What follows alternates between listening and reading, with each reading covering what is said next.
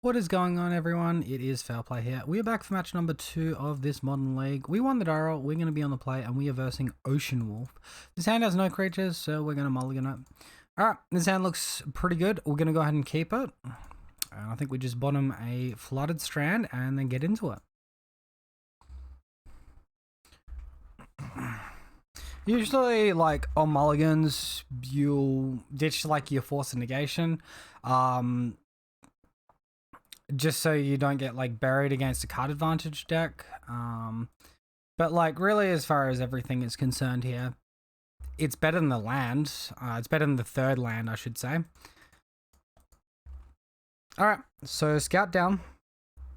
Pass the turn, and then we can play both Ethereal Armor and Rancor next turn, and then we're in, you know, top deck mode after that. So, Mountain.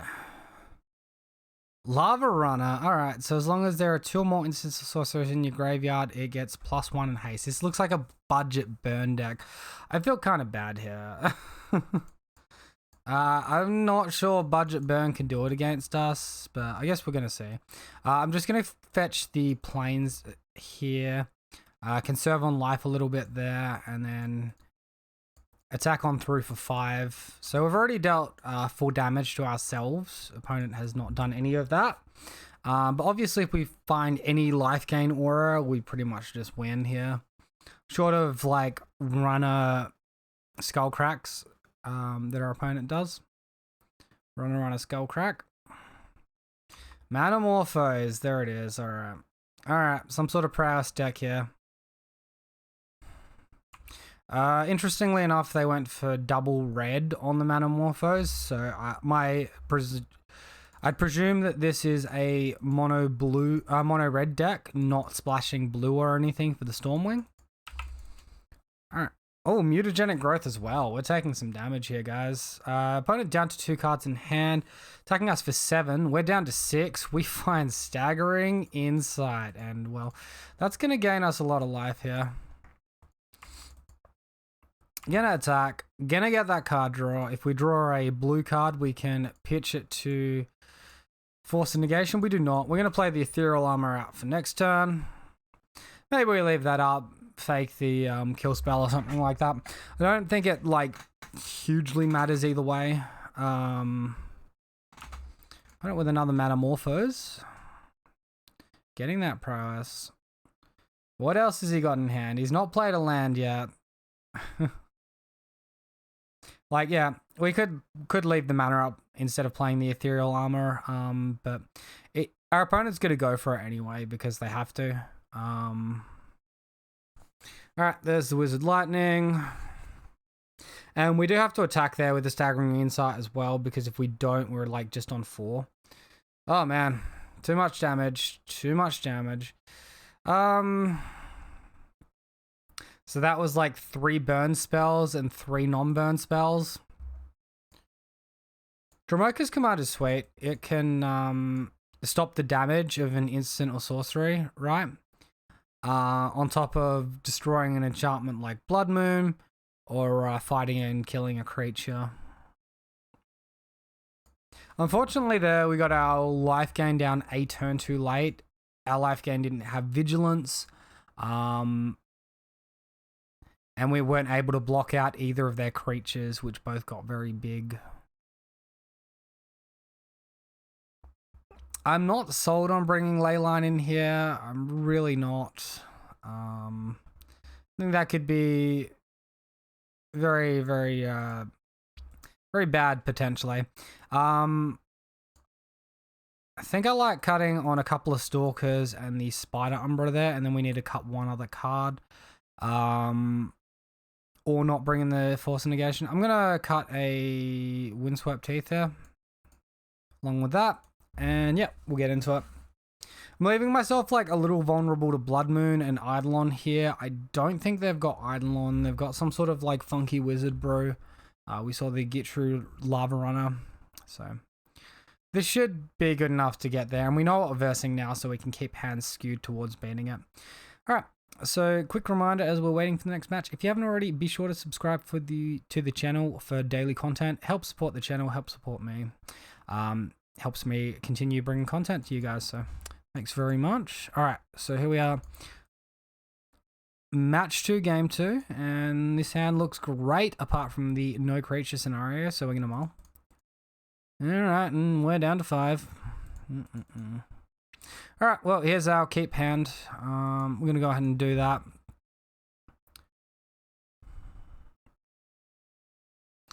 Bottom, Hyena Umbra, and then it's either Curious Obsession or Staggering Insight. Think if we get to a situation, like the only place where bottoming the Staggering Insight is worse is if we draw exactly basic island, in which case we can still Curious Obsession and attack anyway. I'm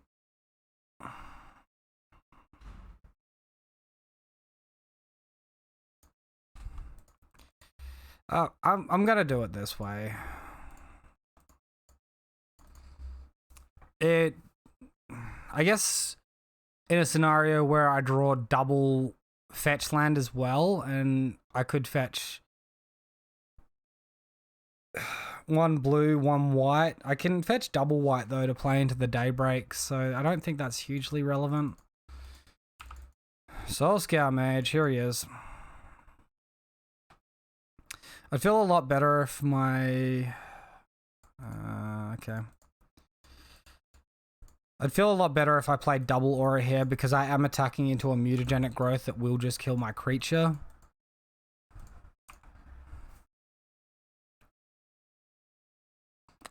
I feel like we probably want to be aggressive and attack here though. Opponent doesn't block. We do get the 2 damage through, so maybe a little bit of a risky line there, but one I'm willing to take. Now next turn we can play our Daybreak Coronet and have a 6-powered creature, so that should be out of range of anything crazy wild that he can do.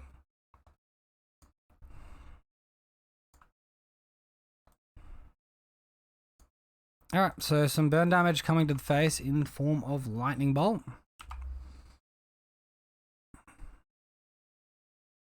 We got to light up the stage or something as well, skewer the critics. Alright, so that's a nice 9 damage to our face this turn. We go ahead and play out our Daybreak. We draw another uncastable spell, but we will be attacking in for 6, gaining 6, going up to 14.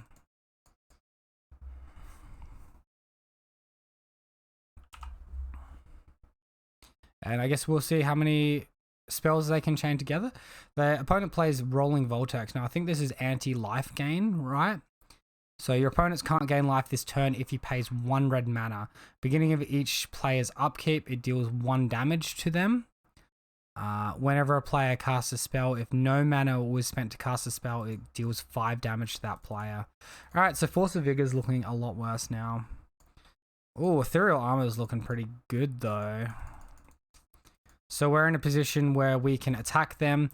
They're pretty well forced into chump blocking. I mean, I guess they're not quite forced into chump blocking, but they will go to 2 if they don't chump block. We've also got a big enough creature that we're not concerned about blocking their Soulscale Mage and potentially getting blown out by a string of Prowess effects.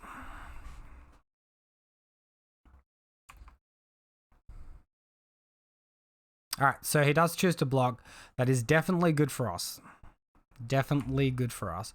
So they're going to activate the Rolling Vortex before damage, stop us from gaining life. And, you know, they're down a creature. They spent an entire turn and 3 mana dealing us 1 damage and stopping a bit of life gain, so... Now we don't have to be concerned about like Swift Spear into like double Manamorphose and things like that. Well, they're just casting Manamorphose before anything else. That seems like a good thing for us. Lavamancer. Lava Runner, pardon me. So I guess 1 attacks, 1 stays back on defense. No, that doesn't work. I guess both stay back on defense. Alright, let's see if we can draw a Rancor here and just finish the game off.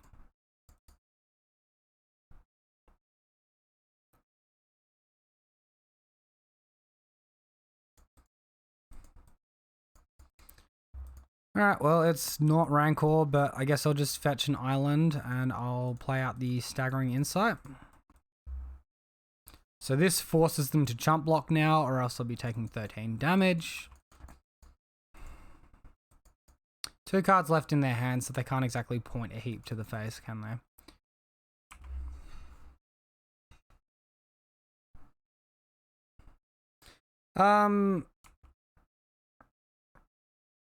I think we fetched right and played the right card. There's potential that we may have wanted to have sacked the Horizon Canopy there.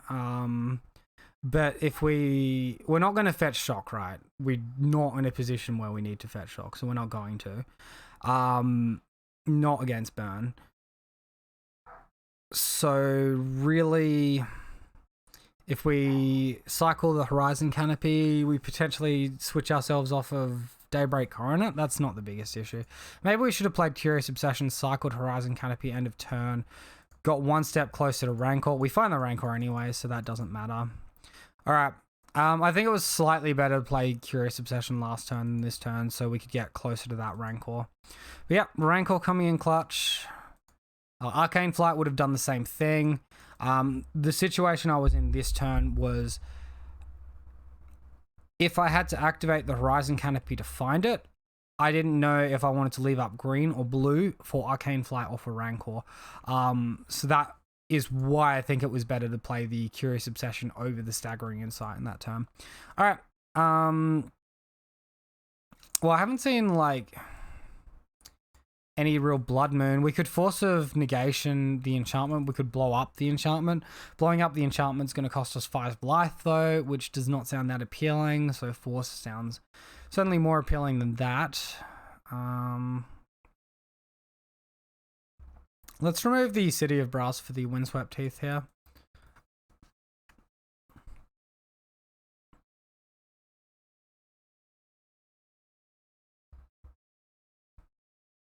Alright, and we'll get into it. Yeah, a quick reminder as well, if you haven't already followed me on Twitch, I'd appreciate that if you take your time to do that. I stream Tuesdays and Thursdays my time, 7 till 10, 10:30, something around that mark, which is Australian Eastern Standard Time. There's a schedule on Twitch, which you can look and it will update it to your time zone, so you don't have to do any thinking or web searches. Alright, so game 3 here, another no creature hand, so we mulligan. Alright, and this has got a creature in it, but it's sort of lacking a little bit. We're going to keep it anyway. It's lacking a little bit in land, right? I'm going to keep. And bottom this Dramoka's command, I reckon. It's probably a bit too expensive for what we want to be doing.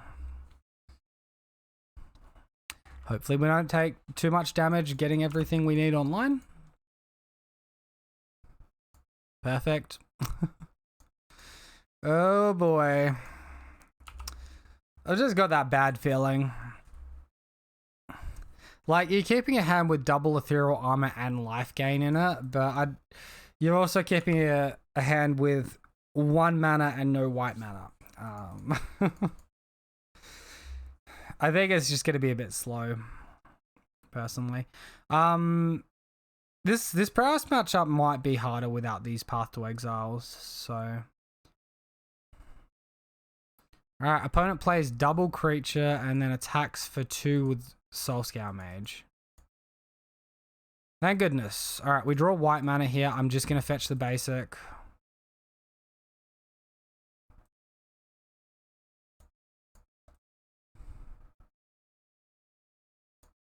And I am going to attack here. I'm potentially leaving myself up to take a lot of damage on Crackback, but it's just a risk I'm willing to take. I need to try and draw cards as well. If we draw another land that deals us relatively little damage, that's going to really help as well. The bigger we make our creature for our next attack, the more life we're going to gain on our next attack.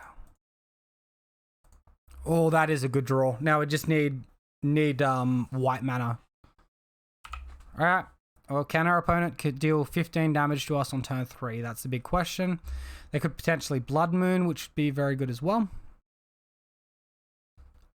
Rolling Vortex, sure.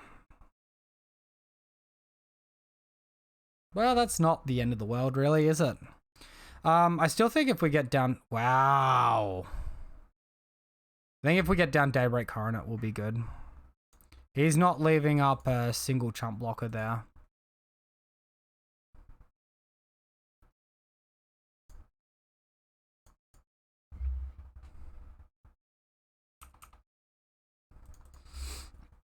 If we play Ethereal Armor, we can attack for 8, put them to half their life total, play a Glade Cover Scout to block with. If we play the Staggering Insight, we get to draw 2 cards.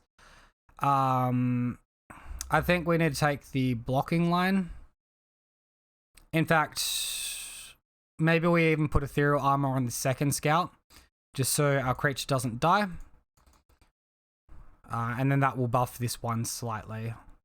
We're not gaining life this turn anyway because he's got Rolling Vortex, so he can pay the 1 mana. We ain't gaining squat. So this way we get to progress our land base potentially, progress what we're drawing, maybe look for a big counter attack to kill him. Next turn.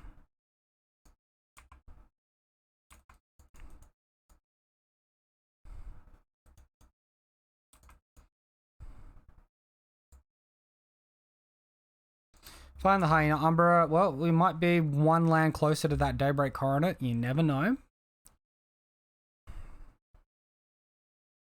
And we'll have to see what our opponent does here. He's got 3 cards in hand. Most Prowess decks would be able to deal enough damage to kill you with 3 creatures, 3 cards in hand. But this one's running these Lava Runners instead of...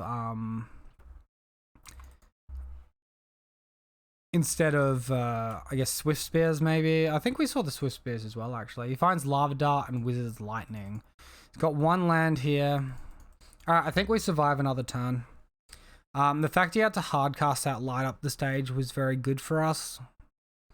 1 card left in hand, 2 cards in exile. So, technically, he's got a 3-card hand, but he's only got access to 1 mana. And the Lava Dart's not the best value because it doesn't buff these Gitu Lavamancers.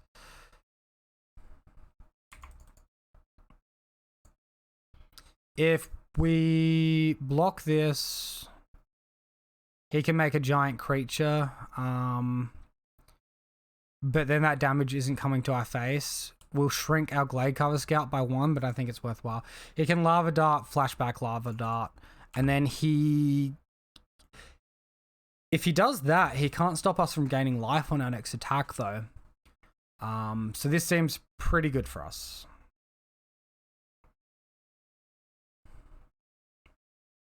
So go ahead, make it a 4-3. All yours. Oh no, he's just dealt 5 damage to himself as well. I didn't pick up on that one. Oh man. Alright, that's really good for us. Now he's under the pressure, under the pump. That dis-synergy. Whew. Oh, baby. Yeah, so just top deck the flying and just kill him. Cool.